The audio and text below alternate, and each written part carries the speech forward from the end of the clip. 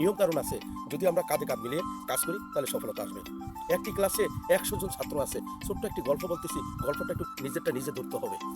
বাচ্চারা ধরতেছে, ধরে যারটা তাকে দিয়ে দিচ্ছে, ওরটা ওকে দিয়ে দিচ্ছে। এভাবে ২ মিনিটের ভিতরে ফিনিশ, সমাধান হয়ে গেল। অর্থাৎ হলো সকলে সফলতা হয়ে গেল। হ্যালো গাইস, আসসালামু আলাইকুম। এই মুহূর্তে আমি সবার কথা আপনাদেরকে বলতেছি, আপনারা একটি গুরুত্বপূর্ণ টপিকস আপনাদের মাঝে তুলে ধরতেছি। আপনারা যারা এই মুহূর্তে আমার এই ভিডিওটা দেখেছেন তাদের উদ্দেশ্যে বলতেছি।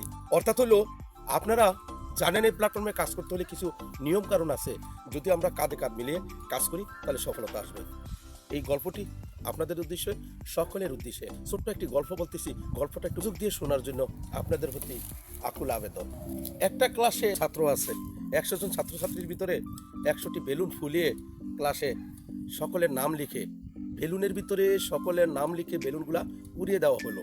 বাচ্চাদেরকে বলা হলো, ছাত্রদেরকে বলা হলো, তোমরা এই বেলুনগুলো ভিতরে প্রত্যেকজনের নাম আছে, তোমরা এই নামগুলো নিজেরটা নিজে ধরতে হবে। তখন ছাত্রছাত্রীরা কি করলো, সকলে উড়াউড়ি শুরু করে দিল, পারাপারি শুরু করে দিল। সকলে নিজের বেলুনটা ধরার জন্য চেষ্টা শুরু করলো। অনেকক্ষণ হলো, কেউ ধরতে পারে না। ক্লাসে কি হয়ে গেল, বিশৃঙ্খলা শুরু হয়ে গেল।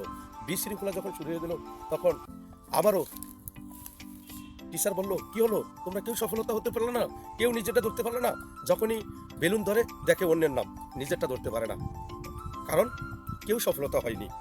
তারপরে আবার টিচার শুরু করলো যে তোমাদেরকে আরেকটি টপিকস দেই, যে টপিকসে তোমরা যদি সফলতা পাও, কিভাবে সফলতা পাবা সেই টপিকসটা টিচার আবার পুনরায় সফলতার জন্য নতুন একটি কৌশল শুরু করলো, যে এখন সবগুলা বেলুন উপরে উঠে দেওয়া হবে, সবগুলো বেলুন উপরে তুলে দেওয়া হবে। বেলুনের ভিতরে যে যার নাম আছে তারটা ধরতে হবে। তাহলে ধরতে হলে কি করতে হবে, তুমি যেটা ধরবা তুমি তার নাম পড়বা, যার নামটা তুমি ধরবা তাকে তুমি বেলুনগুলো দিয়ে দিবা।